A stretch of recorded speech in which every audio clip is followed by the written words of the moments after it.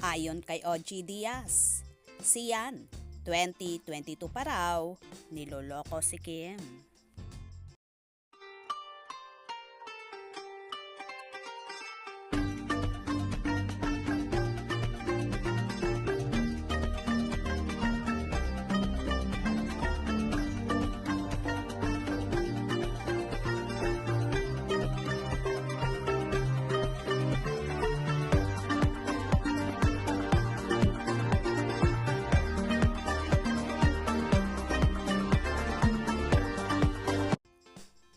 Kaloka ang ibinunyag ng vlogger at talent manager na si OG Diaz sa kanilang latest YouTube channel.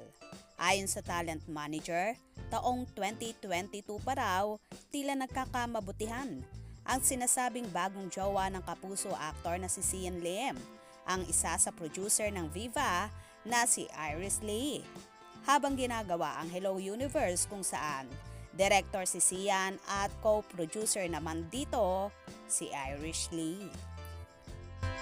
Meron naman nagchika sa akin from Viva, ewan ko naman kung true, mas maganda na sa kanila natin marinig. Pero syempre, ichichika na rin natin sa kanila na noong 2022 pa pala raw, nagkasimula yung Iris at Sian Lim. Pero 2022 pa raw yan. Sabi, yung universe na dinirect ni Sian Lim ay nandun na siya mga July 2022. So, kung totoo man ang issue na ito, matagal na palang niloloko ni Sian si Kimi. Kaya naman gano'n na lang nakipaghiwalay ang aktor sa dalaga dahil may reserba pala siya. Kawawa talaga si Chinita Princess. At dito pa siya na humaling at nagbuhos ng panahon sa taong walang kakwenta-kwenta. Tama rin naman ang naging desisyon ng dalaga na tuluyan ang makipaghiwalay sa actor-director. Lalo pat hindi na rin naman boto ang mga pamilya ni Kim at mga kaibigan kay Sian. Dahil siguro may nakikita rin silang kakaiba sa aktor at sa kagaspangan din ng ugali ng binata. Kahit nga ang mga kasamahan ni Kim sa afternoon show na It's Showtime ay halos lahat ay hindi rin boto at pabor kay Sian. Wala lang silang magawa dahil mahal talaga ni Chinita Princess.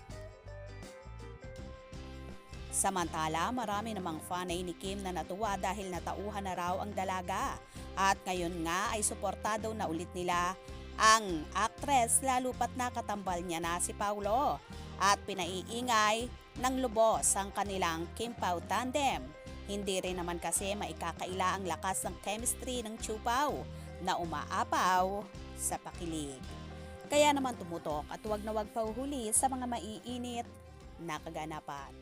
Anong inyong magiging reaksyon sa bidyong ito? Comment below.